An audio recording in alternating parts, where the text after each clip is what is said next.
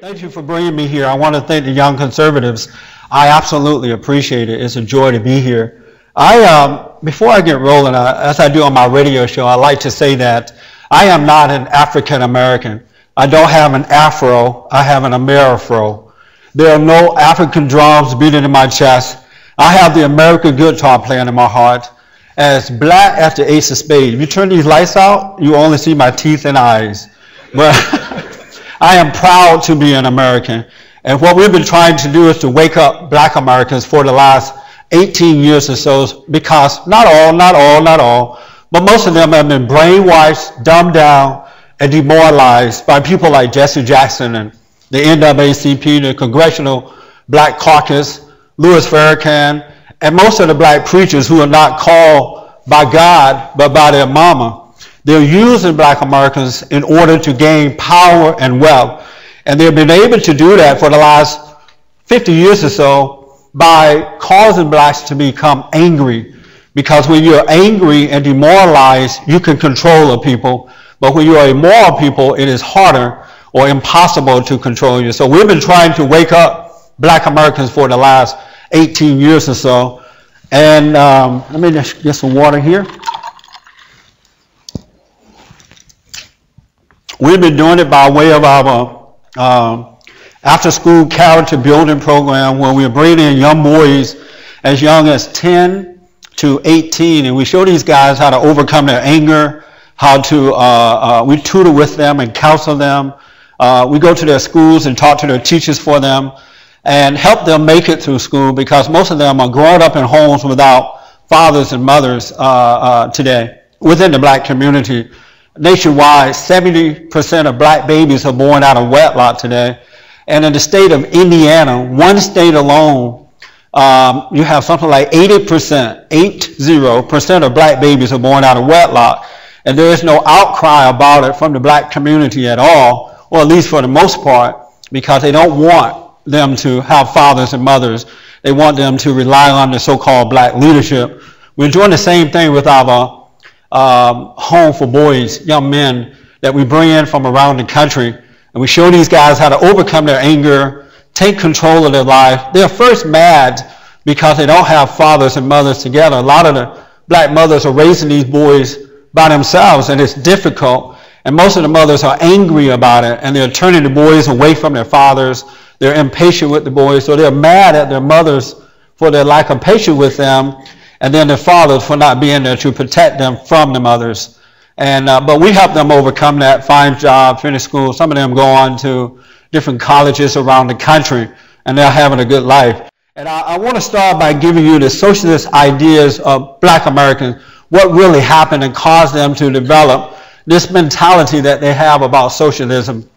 About 50 years ago, the government came in under Lyndon B. Johnson, and it said to black people, you know, you don't have to work. You don't have to worry. We'll take care of you. The government will be your daddy. Don't worry about it. But you can't have a man in the home. You can't have a father in the home. And so black Americans, for whatever reason, said, and not all of them, but most, they said, okay, we accept that. The government can become our daddy, and the so-called civil rights leaders become the leaders of the black community. If you notice, not all, but most black Americans are not able to think for themselves. They think in a tribal setting. They all think alike. An example of that, you have 96% of black Americans supported Barack Obama. 96%. While 85% of them say that they believe in God. And I have to tell you, there is no way that you could believe in God, you could be a child of God and support the policies of Barack Obama or the Democratic Party, the Democratic platform. But year in, that's fine. Go ahead, brother.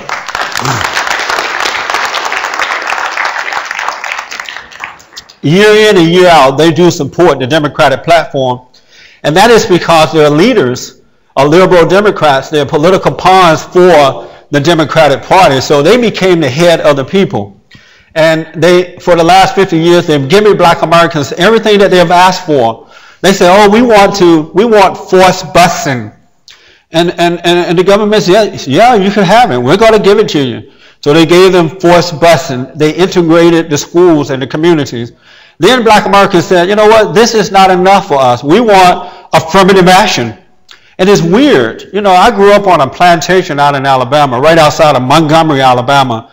And I remember for colors only signs, for whites only, and there were places that we could not go. I remember going to a movie theater once, and black Americans had to sit in the balcony. We were not allowed downstairs with white Americans. But not one time did I hear black people begging the government for anything. They worked hard, they had a tight family, crime wasn't out of control, abortion was not out of control. If a woman got pregnant out of wedlock, it was an embarrassment to the family. There was a sense of morality, but they lost all of that when they turned their lives over to the government and started to depend on their black leaders rather than fathers and mothers. And so they say, oh, we need more. We want to get into the white schools, but they won't let us in. And so they said, okay, we're going to give you affirmative action. So they gave black Americans affirmative action, which I would think would be an embarrassment to black Americans, because it says that as a black person, you're not capable of doing it yourself. They have to give it to you. And prior to that, black Americans proved that they could do it. There were black colleges and universities around the country. Black Americans would go off to school and come back and start businesses. They were doing it on their own because they had a sense of pride. But there is no pride now in the black community. So they gave them affirmative action. Then, one other point I want to make about the embarrassment, I speak at a lot of colleges around the country, and I meet young black boys and girls who are in school, but now I can't tell if they're there because they've earned their way, or are they there because they're simply black. You know, I often say that if I should need a doctor, you know, in case of emergency, I don't want an affirmative action doctor. I want a doctor who has earned his way, you know. Now, if there's only an affirmative action doctor around, you can let them kind of see after me until the doctor who earned his or her way should come. But it's a statement upon the black community, and they don't seem to care about that because they lost their pride.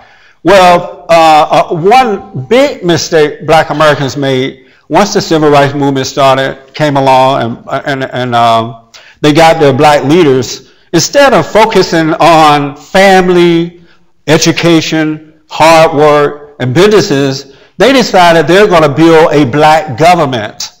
You know, they said, oh, we want a black government because we need black people to watch over us. And so they built a black government. And if you look at all the urban area, most of the urban areas around the country, the inner cities, they're run by black people. The city councils are black, the mayors are black, police chiefs are black, everybody and their mama black, right? But the cities are out of control, absolutely, morally bankrupt. The so-called black politicians have no sense of moral character. I don't know if you heard about Kwame Kilpatrick, the mayor of Detroit. The guy, you know, just a thug, no class thug, but they love him. A Louis Farrakhan loving kind of a guy. The guy purges himself by lying under oath. You know, Detroit is worse off today than any other time in history. Same thing with Gary, Indiana. Chicago, all of the urban areas that are run by these black politicians who were elected by black Americans have done nothing but kept black Americans down. And now, 50 years later, most blacks have a socialist mentality. They don't realize that this is the greatest country in the world. Everybody and their mama trying to come here. We can't even keep the illegals out. And yet, we have black Americans calling themselves African Americans, whimpering, whining, and complaining, and begging the government for programs. And we're trying to get them to overcome. If you really, really, really, really want to know what racism is, turn black for about a week and let the black community know that you are a black conservative Republican. I mean, it is easier to be a member of the KKK as a black man than it is to be a black Republican conservative. And I have to tell you now, and once upon a time, and I think I was born that way, I was a black liberal Democrat. But I went to God and asked him to forgive me when I took a look at what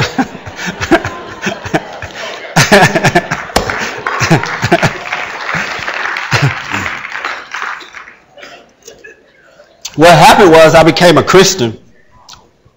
And I took a look at the Democratic platform, And I noticed that it didn't agree with my principles, the principles of God, right?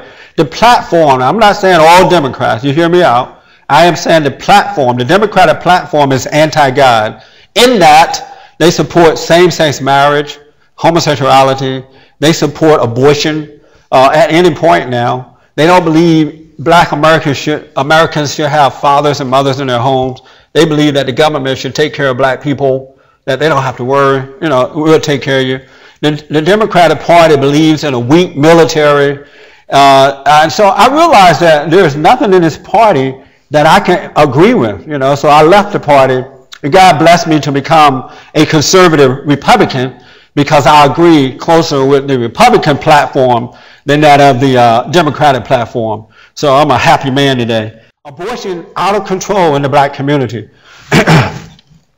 70% of Planned Parenthood abortion mills are found within the inner cities. 70%. Since the early 70s, over 16 million black babies have been aborted within the black woman's wombs. Every day, 1,500 black babies are aborted. Every day. Yet, there is no outcry from Jesse Jackson, Louis Farrakhan, Al Sharpton, most of the black preachers who are not called by God.